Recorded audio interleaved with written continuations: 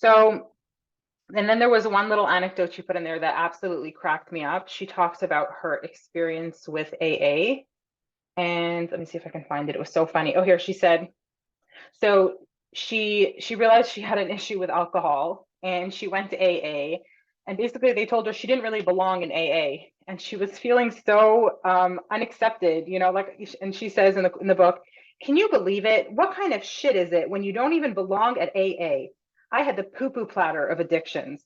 So I thought that was so funny because it's like even something like AA, like, which I don't know, I guess you could think of it as a place for people with a problem, but it's a place to belong. It's a place to feel accepted. It's a place where people have a shared issue. And even there, she felt like she was rejected. She's like, what is the matter with me? What is the matter with me that I can't even belong in AA? So in the book, she talks a lot about her research. So Brene Brown, I'm sure a lot of you guys have heard of her. She talks a lot about courage. I feel like that's the thing that she's most famous for, studying courage. What does courage mean? Bravery, all this kind of stuff. And she did all this research and collected data, and she tried to create a theory of true belonging. And she defines belonging as the innate human desire to be part of something larger than us. And then another awesome quote from the book that really stuck with me was, our sense of belonging can never be greater than our level of self-acceptance. And this is something I have been thinking about a lot lately. What it means to belong, what it means to be part of a tribe, whether that's a religion or a profession or some like certain hobbies, just what does it mean to belong? And this is something I think we're all searching for. It comes from, it's a survival thing. It's a kind of an evolutionary survival thing. If we don't belong, we will get kicked out of the tribe. We will be left out to the elements to be eaten by a tiger. So when we think about being rejected by the tribe, for example, somebody who thinks about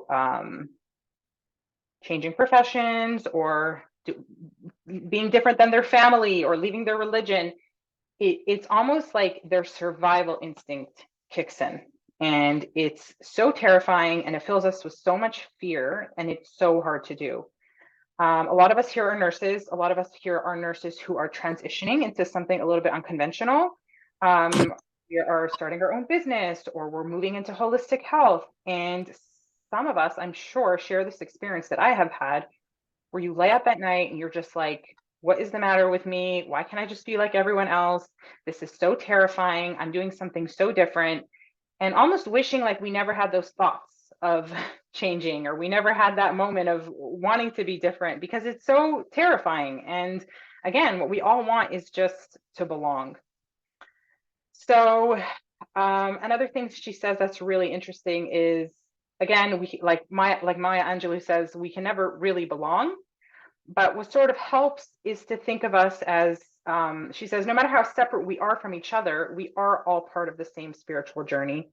So at the end of the day, even though we're all so different, and it's very hard to feel like you belong, when you think about the fact that many of us have been on the same journey, many of us have shared certain experiences, it does help you feel a sense of belonging. And that's where storytelling comes in. And storytelling is my passion, my forte. I love storytelling. I think storytelling is medicine. And the reason that storytelling is medicine is because you're basically holding up a mirror. You tell a story, and generally speaking, anyone listening to your story can see themselves in your story. And it is so, so, so healing for yourself to tell a story, and for the people who hear your story to hear it. So I'll give you guys an example. My grandmother's first cousin is Elie Wiesel. Some of you might have heard of him. He won a Nobel Peace Prize for telling his story. So he's a Holocaust survivor. He wrote his book in the 50s, his memoir. It's called Night. It's one of the most famous Holocaust memoirs ever written. And when he wrote his book, there were very few Holocaust memoirs out there. And after he told his story, there was a flood of other people opening up and sharing their story and talking about this genocide, this atrocity that had happened. So it's also, I think there's a parallel in my own life. Both my maternal and my paternal grandparents are Holocaust survivors. But on my mother's side, she describes how when she was a child, her parents did not talk about the Holocaust. It was something they kept under wraps. They had to be strong. They had to build their families. They had to be practical. But when I was a child growing up, I heard nonstop Holocaust stories from those same grandparents. And Elie Wiesel, and there are others, Viktor Frankl is probably the other most famous one, Primo Levi, there are several others who shared their story. And by sharing their story, they inspired other people who had experienced that to open up and share their stories. So that was just the most healing, powerful thing that Elie Wiesel could do. And I'm sure when he did it, it was terrifying. It's a very short memoir. It's like 100 pages, but it's so intimate. He tells you his thoughts, his feelings. He tells you about how he railed against God. How could God do this to me? How could this happen? He talks about his questioning his religion. He talks about just horrific things that he experienced. And I can't even imagine what it was like for him to sit down and put pen to paper and tell that story. But by doing that, he healed probably millions of people and helped millions walk through this trauma and figure out how to put it into words. And yeah, just in general, traumas that we experience and difficult things that we experience, we can heal by putting it into writing or even verbal storytelling. It's so powerful. So I love that she mentions storytelling in the book. Okay, and then I'm going to mention a couple other things that she says in the book. This I really love. She talks about how Carl Jung talks about paradox as one of the most valuable spiritual possessions. So it's sometimes hard to live in that murky place of how can two things be true at once, or living with contradictions. She talks a lot about in the book how our world is very fractured right now. We're kind of in this collective spiritual crisis where people have forgotten how to be civil to each other and how to talk about difficult subjects. But being able to be comfortable in that paradox is a huge element of healing the spiritual crisis that the world is in. So being able to listen to opinions that are different than our own, being able to hang out with people, you know, especially that have different political opinions than us. And she talks about how scary it is for us to be around people who have differing opinions. So what we end up doing is we protect ourselves, and then we end up living inside this massive feedback loop where we're just only hearing an echo chamber, our own opinions. We're not really hearing, you know, anyone with a different opinion than us. So she says, she talks about people who literally will walk away from their loved ones, you know, the people that drive us, you know, bring us food when we're sick, the people that show up at funerals. We walk away from those people for ideological reasons, you know, because we live in a world where it's like so scary to hang around people that might have a different opinion than us. And she says, she has another great quote. She says, ideological bunkers protect us from everything except loneliness and disconnection. So yeah, I thought that was a cool quote. And then there's a couple other things I want to talk about. Maybe I'll circle back to them later, because I want to sort of open the floor and hear your guys' thoughts on the book. But first, I just want to give some of my critiques, some of the things that I did not like about the book. I thought it was a great book. I love Brene Brown. I've known about her for years. I think she generally speaks better than she writes. She's so wildly entertaining and she is so funny. So I recommend you guys looking up some of her TED Talks. She's so lovely to listen to. Her writing, I found it was a little bit repetitive. There was a little bit too much filler in the book. I thought the message of the book was incredible. I thought there was a lot of really good insights and nuggets and little pieces of wisdom. But that was my only feedback for the book. I felt like it probably could have been maybe like a series of articles instead of a book. I don't know, maybe that's just me. And then another tiny thing that bothered me in the book. So she tells this story in the book, how she was giving a speech and she uses the word gyp, G-Y-P, which is a racial slur. We're not supposed to use that word because it refers to gypsies and there are stereotypes about gypsies. But what was really weird was someone in the audience got very angry and came up to her and called her an anti-Semite. And I was very confused because gypsies and Jews are not the same thing. There is a racial slur to Jews someone, and that's also a racial slur that people should not use. It's about Jews. And there's a racial slur gyp about gypsies. So I was a little bit confused. I thought maybe the woman in the audience was confused, or maybe her editor just didn't catch this. But I thought if you're telling a story about a racial slur, you probably should get your racial groups straight. So that was my other little critique, because I read that little piece of the book like 4 times, and I was like, you're not an anti-Semite if you use the word gyp, because gypsies and Jews are different ethnic groups. So just a little thing that I noticed. So those are my comments on the book. I have a lot more.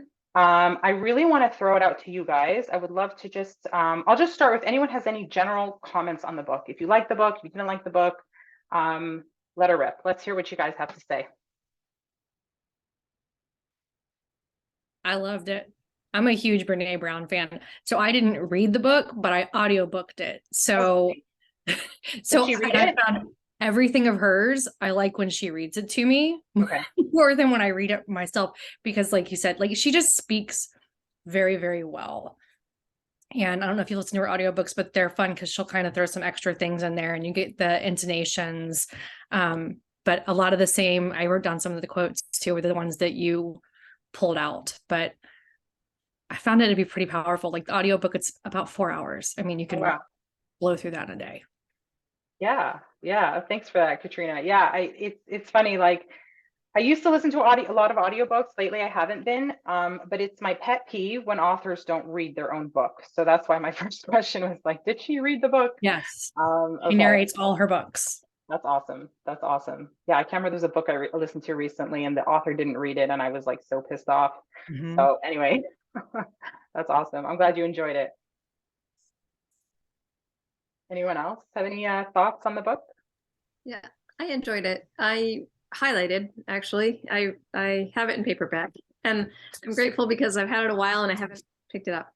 And I think the reason I got it to begin with was when I, similar to you saying, Rachel, a series of articles in the sense that I had read a section of it around the NRA somewhere, and it was that piece of the book, that few paragraphs. And it just struck me because she had been, you know, part of the NRA when its intent was hunting because they wanted to eat venison or, for beneficial reasons.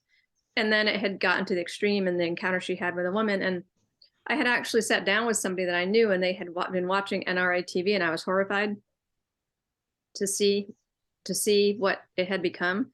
So it was like I had read her little section first, then I had experienced that, and then I was horrified. But so anyway, I was glad to see though the rest of the book, and I enjoyed it. And definitely Maya Angelou's quote at the beginning, I didn't feel like I had an understanding, and then as I read through the book, I began to feel like I had more in depth of it. And I think because it is hard. People's desire to belong and maybe belonging and like losing parts of themselves to be part of a group rather than being themselves first and then participating in a group that is beneficial and that is more life affirming and that they can be a part of for important things and yet be on their own too. So yeah, I mean, I definitely am grateful to have read the book. Yeah, I love it. I love it. I also thought that little bit with the NRA was super, super fascinating. In general, I love having discussions about controversial topics. I grew up in a home where that was commonplace. My parents at their Shabbat table would have people of every political stripe, and no topic was off limits. And it was fun for me. It was fun. It was like a game, and I think that's something that's lacking in today's society. I met someone recently who told me about an organization called something like living room conversations or something, and they basically just get people together from different political stripes in people's living rooms and have discussions. And I was like, that's so cool. Like we need more of that sort of interactive, like we need more controversial discussion, obviously in a civil exactly, in a civil, from a place of love, from a place of curiosity, from a place of authenticity. It's so important. It's so important, and it's like so lacking. I think people are so scared of conflict that they either just hide out or pick a side. When like that NRA issue, it's complex. It's not a black and white issue. So I love that example. Yeah, thanks for sharing. I'm glad you enjoyed it. Yeah, Larissa, I saw you were gonna add something. Yeah, I read part of the book, almost, I don't know. I listened to some of it, and I'm not done with it. But anyway, I like it. I've never heard of her, but so thank you for introducing me to her. But I think one thing that I didn't, that was a little weird to me when she's describing her family in the beginning and how they moved everywhere and how she didn't belong, like that whole beat made me think that she's the only child until the moment when she is coming to check if she made it to the cheerleader, whatever team. And then she has, I forget, two brothers and a sister, or two sisters and a brother in the car. And I was shocked because the way, I think either she's still very hurt from not having been supported as a child, and it just subconsciously comes out. I don't know if you noticed it, but to Yeah, me it was really weird because she talked about not belonging and her parents, but never mentioned any siblings. Like, what yeah, was her relationship with her siblings? And then she comes into the car and they're like all there, including three other siblings. And I was like, fascinating. what? Yeah, I So know. think anyway, she's like 8 years older than the second one. Like there's a big gap. So okay, maybe that's what that it would kind of is. make sense because you're right. No, she doesn't really talk about him hardly at all. But I want to say she's like 8 years older than her brother. Huh. Okay. And then the other two are younger. So the beginning, I guess the first couple moves, it was probably just her with the whole Cassandra thing. Right. Yeah, Yeah, yeah. Yeah, anyway, but what I do like is the message that you have to belong to yourself, and yeah, you'll never belong anywhere until you basically own yourself and you belong to yourself. So that, and the whole thing about, um, you know, about not having conversations anymore with people who have different opinions. It's like very on point. So yeah, generally I did really enjoy the whatever of the book that I read so far. I'm glad you enjoyed. Yeah, no, it's funny. I forgot that she even mentioned siblings. And if you would have asked me, I also thought she was an only child. I That is fascinating. I mean, it makes sense what you're saying, Katrina, that they were a lot younger. Um, Very interesting. Yeah, yeah. I mean, I come from a big family, and that's I think it's a double-edged sword. I think there's elements of it that can make you feel alone and elements of it that can make you feel like you're never alone. So I'm just going to leave it at that. But that's a really interesting topic for discussion. Thank you, Larissa. So Yeah, Sarah, yeah. I'm from Alaska and I live in Texas now. And I absolutely loved the way she described the having to belong to the girls with the bows and the whole, like, that was so here. It was just like, you just put me right into Texas and that total culture shock I felt moving into Texas and like, what is going on with you people? Like, you need to have prom hair in the ER. You're like working, you sweat, you put your hair up, you work, and it was a whole different culture. So I just really related to the way that she described that and being a part of it or not being a part of it. And like, I think so many of us feel that way, especially when we change cultures. That idea of you just suddenly don't belong and you're completely out of water. And how do you find like a steady state without doing, like she said, going into just finding people like you and hiding and not getting to know the culture at the same time? Yeah, yeah, fascinating. I moved from Canada to California, and not a huge culture shock. I mean, same language, but there was just certain elements that I really had to wrap my head around. And I've been traveling for the last couple weeks. I went home to Toronto to saw my family. I went to New York. I saw a lot of old friends. I visited kind of different little pockets of Jewish community and saw really just different, very nuanced differences. And I was reading this book the whole time. So I had this filter on. Like, I felt like I was looking at everyone and I was like, everyone just wants to belong. Everyone just wants to belong. I'm walking around in like one part of upstate New York where there's this little enclave Jewish community and everyone's dressed the same. And I'm like, everyone wants to belong. And it just was like this filter. And I was like seeing it everywhere. I was seeing it on my old friends, on my family. And it was kind of reassuring. It was like, it makes you understand people better. I think so much of our behavior comes from this desire to belong. And then the challenge is, how do you differentiate yourself? How do you be brave? How do you be an independent thinker? How do you be an innovator? How do you be a visionary? How do you do all these things without dying of fear, basically feeling like you're going to be eaten by a tiger 24/7? So that's the challenge. I think it just takes a lot of work, a lot of just working on yourself, getting to know yourself, understanding where your behaviors are coming from. But yeah, it's fun. It's fun when you really start to understand like the motives behind why people do strange things, really weird things. Yeah. Awesome. Awesome. Thanks for sharing, Sarah. Does anyone else have thoughts on the book? Yeah, let's hear Mary Kay. I absolutely love Brene Brown. My first exposure to her is when she would step in as guest preacher at the National Cathedral. And I'm glad I've heard two of you now say it's much better on tape, because I'm like, I've had trouble getting through the book because I keep looking. It's like, this is not her. I think she speaks much better than she writes. So I've only got about halfway through it, but maybe I'll go and listen to it on tape, and it'll be like, I won't have to keep looking to see, because I'm reading two books at the same time also. Did I pick up the right book? But I think the one thing that really, and it's strange, the one thing that resonated with me out of the whole book was the quote from Maya Angelou, about belonging and not belonging and belonging. And, I'm a military brat. So, we just moved everywhere. Grew up in also going to Catholic schools. So there was that belonging and the not belonging. And then when I became a nurse, I was a travel nurse for several years. And it's like, oh my God, here we go again. So I totally, that out of the whole book, that's the one thing that just stayed with me, that belonging, but not really being belonging. But yeah. Yeah, it sounds like you've traveled a lot. Well, I guess that kind of makes me understand maybe why you live near the ocean. Is there something about like the constant waves, the water? Yeah. Yeah, Yep. it's very grounding.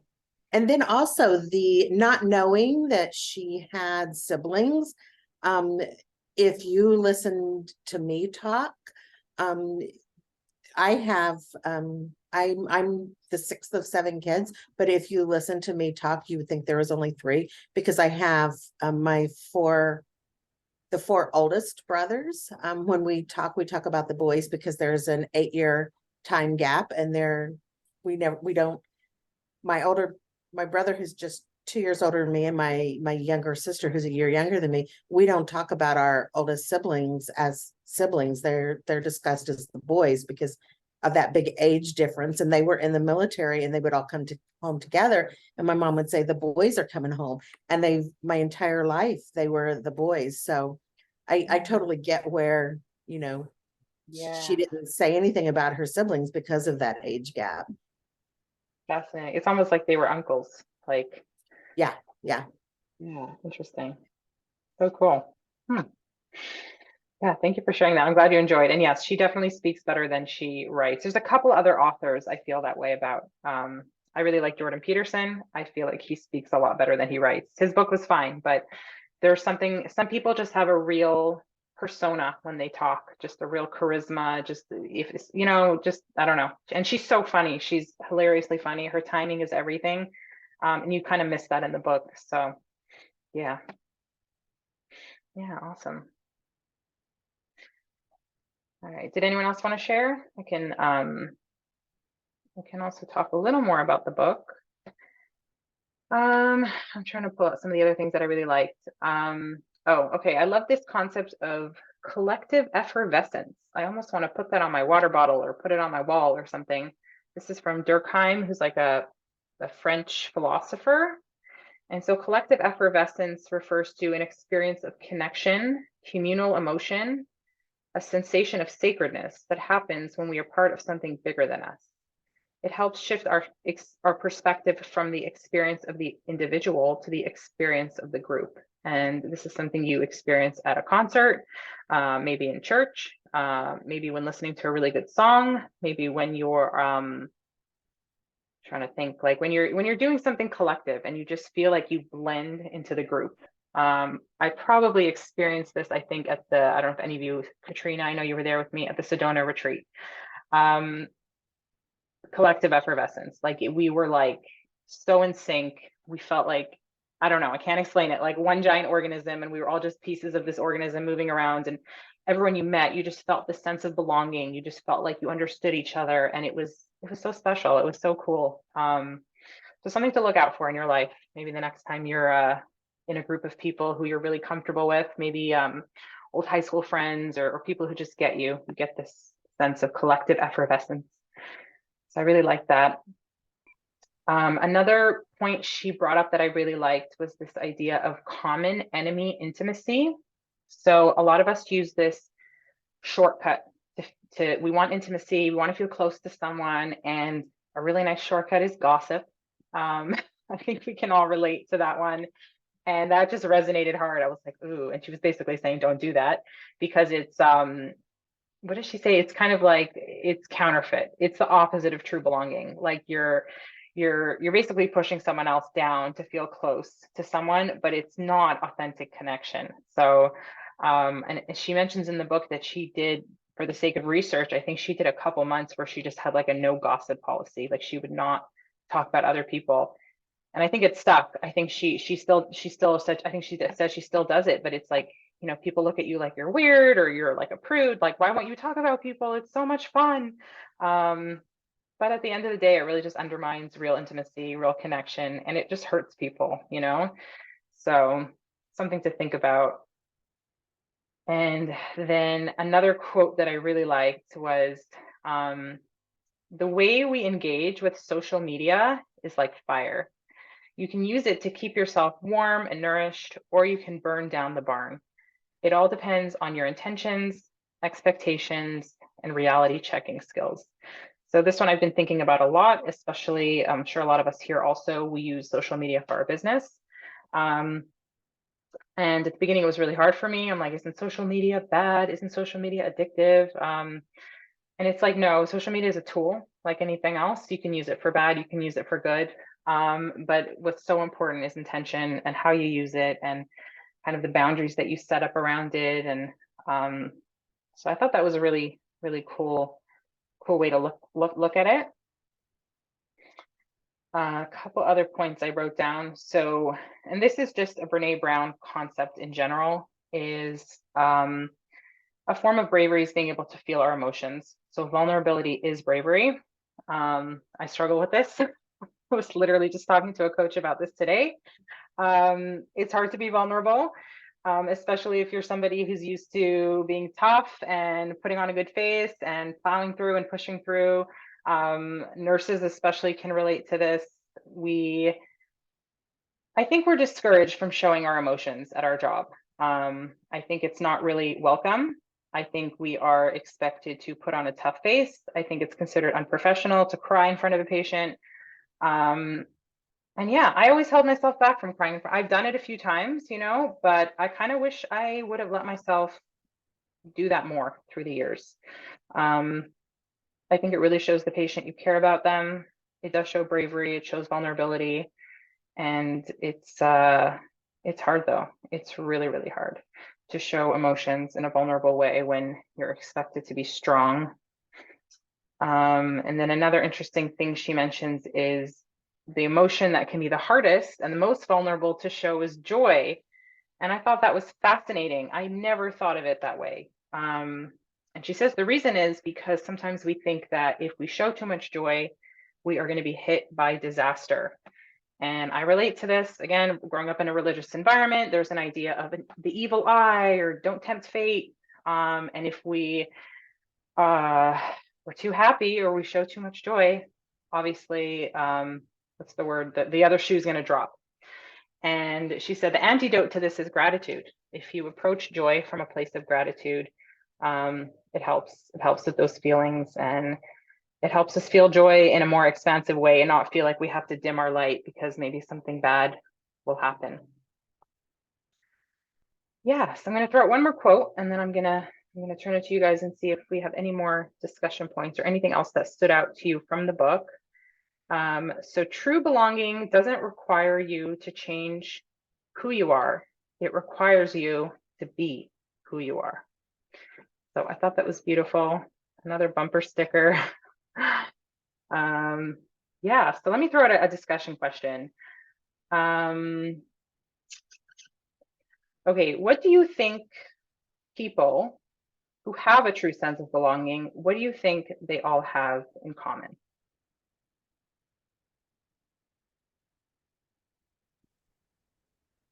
I would tend to say a strong sense of self, like they, they are present for themselves and for others. So they show up and they kind of are grounded. I don't know if grounded is really the word I want to use, but just not as swayed by other people's opinions, and not they will listen to other people, and it doesn't mean that they're stuck in their view, but they whether somebody likes or doesn't like them doesn't phase them as much. Yeah. Yeah, strong sense of self. I like that. I like that. That's something that takes a lot of work to develop, I think. And then, yeah, I love it. Thank you, Catherine. And then Mary Kay said confidence. I think that's a really good one as well. Anyone I else? think that, Yeah. I was gonna say, I think that strong sense of self frequently comes through some kind of journey that has been hard. Like you really have to develop who you are through something that puts your to the test, so to speak, so that you really find who you are in the midst of that journey. And I find that a lot with really confident people. It's like, it's like, screw it, I don't care anymore. Like, I earned every gray hair. I am proud to live with it.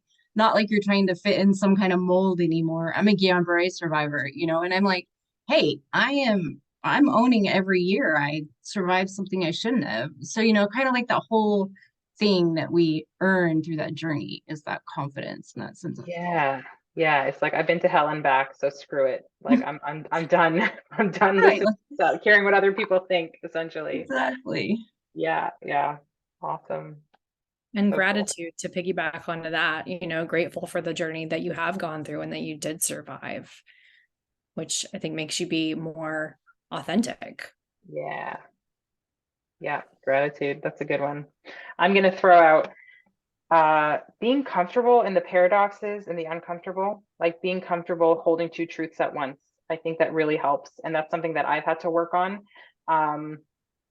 When I was a child, I was always trying to find the truth. Like, what is the truth? Like one day I'll have that revelation and I'll understand everything. And then as you get older and wiser, you start to realize, it doesn't really work like that. Like, we have to be comfortable with not everything makes sense, and there can be two truths at once. And yeah, we can subscribe to different ideologies that maybe don't line up perfectly, and that's a big one for me.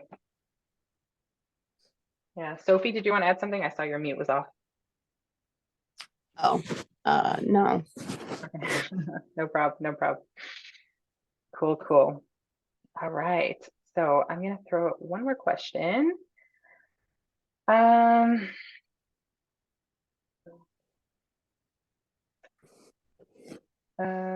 Okay, does anyone have an example of when they exercised their vulnerability muscle and they were able to stay open rather than get defensive and attack and defend?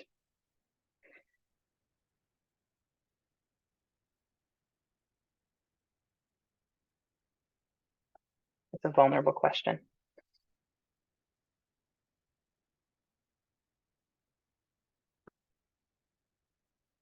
I could try and think of an example. I don't know. That's a hard one. I think Yeah. I have a small share on that one, I guess you could say, at work. So I plan on continuing at work because I do have a day job. It is in an office. We do see patients, but I'm a lot on the phone and computer with them. And I requested to, I'm only scaling back 4 hours, right? So then because I was at 40 and now I'm at 36. So a small step. And I completed my online BSN. So those two things are going to free up a little time. So I had told my boss first, so she knew what was going on, and she didn't hear from somebody else first, that I was, pursuing nurse coaching, and that I had gone through a certification program. And then in my little suite, we have like 8 different suites in this big building because it's a big practice. And we share we officially share information at certain times, like something that was good or whatever. And so I had never done this with them, and I shared that, I was going to start like a little, because I'm going to start outside business, really is the plan. And part of it is that fear, but part of it is just realistic too. So, and I was like, fear kicked in. Like, I didn't feel like people were going to be receptive to that, because it's like, I don't know. I just felt like I was not betraying them, but almost that feeling, just a feeling of, oh, you're not all in with us. You might leave eventually, or, anybody could leave. There's turnover, right? Especially in healthcare. But I had to just like share, and then feel like I was getting some of that, fear of being kicked out of the group, if you will, in a way, not actually, but like emotionally, and then just sort of sit with it and just keep going. And it was kind of hard, like harder than I thought. So like, I can think about that feeling that you described, of that 24-hour feeling like you're going to be attacked by a tiger, kind of a feeling when you're going into a newish field that people don't necessarily have their heads wrapped around. And that, for example, bosses might be concerned, like, what are you trying to do? Or, are you going to try to disrupt the status quo? Or, and obviously we want to be transformative. So, but yeah, so I'm like processing through that and trying to do that whole backbone, soft front. If anything is brought up, be civil, all that. So. Amazing example. Thank you for sharing that, Catherine. Yeah, I think a lot of us here can relate to that. I think I was similar. I only quit my job a month ago, but I was blabbing about nurse coaching the whole last year that I was at that place. And part of it was because I knew I was going to leave, so I didn't care that much. But there was this weird feeling of like, do people think I'm betraying them? Even when I quit, I felt this weird vulnerability of like, people were like, you're leaving us behind, or like, I don't know, like, just, people had this weird jealousy / disapproval / kind of, I don't know what to call it, but just, I felt like I'm different. I just felt like I'm different. I listened to my intuition, and I'm going into this sort of unknown. I'm braving the wilderness, and it is terrifying. And but you're doing everything correct. Like, just kind of sit in that feeling, strong back, soft front, just be civil, be kind, be authentic, be yourself. And it seems like you're navigating it with a lot of grace. So that's awesome. Yeah, congratulations. Rachel, there's something she shares in the book that just, exactly what you're talking about, that really jumps out. But she says, the loneliest steps are between the city walls and the heart of the wilderness. The path from the unknown seems empty, but you put one foot in front of the other enough times and stay the course long enough to actually tunnel into the wilderness, and you'll be shocked how many people already live out there, thriving, dancing, creating, celebrating, belonging. You're like, that's where we're going, right? Like, right into, there's the people that are already there. Yeah, I think of it as going to Sedona. Like, when I went to Sedona, I'm like, oh, okay, I'm not crazy. Like, there are people who think like me, and nurse coaching in general. I'm just like, I feel like sometimes you think you're a freak, and then you meet all the other freaks, and you're like, well, let's be freaks together. So it's great. It's great. And I she love says it. the wilderness is where all the creatives and prophets and system buckers and risk takers have always been. Yeah. That one really, really stuck with me. Yes.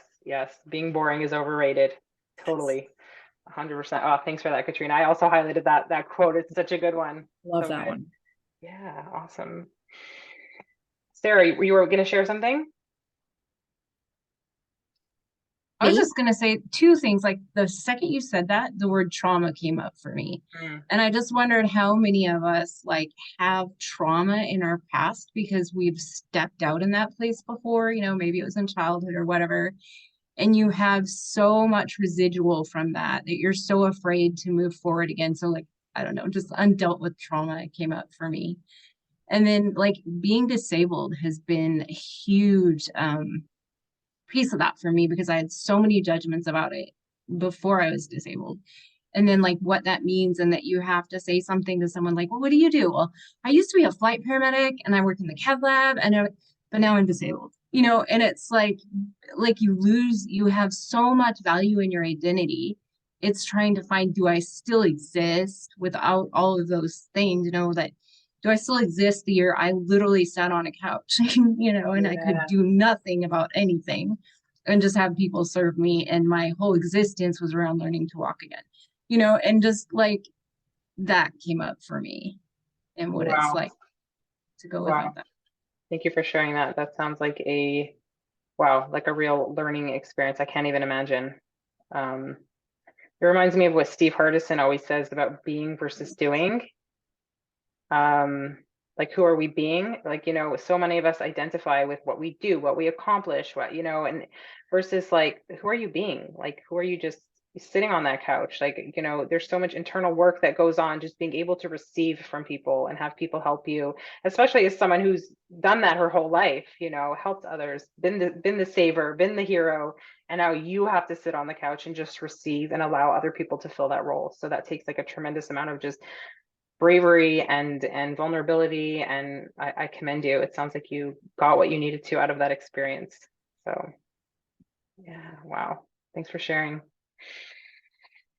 All right, amazing, you guys. I am going to wrap up a little early because I think my earphones are dying, so I'm going to throw out a few more comments, and then I think my earphones are just going to conk on me, and my microphone is broken on my computer. So yes, I don't get along with technology. So let me just see if there's one more little nugget of wisdom I can throw out.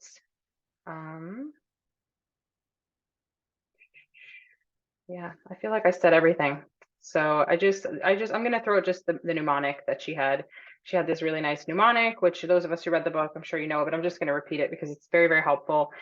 The mnemonic was braving, and it's a reminder that trusting, and this applies to trusting yourself and trusting others, which was a very, very important point.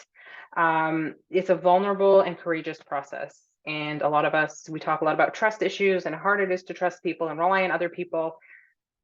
And being able to develop true trust comes on these 6 things or 7 things: boundaries, reliability, accountability, vault, which means being trustworthy, like being able to listen to a secret and not blab it to other people, integrity, you know, being true to your word, non-judgment, and generosity. So it was just a nice little, just a nice little nugget. So yeah, and I think I'm going to close a little early before these headphones conk on me. So thank you all so much for coming. Awesome, awesome book, awesome discussion. I loved all the stories you shared.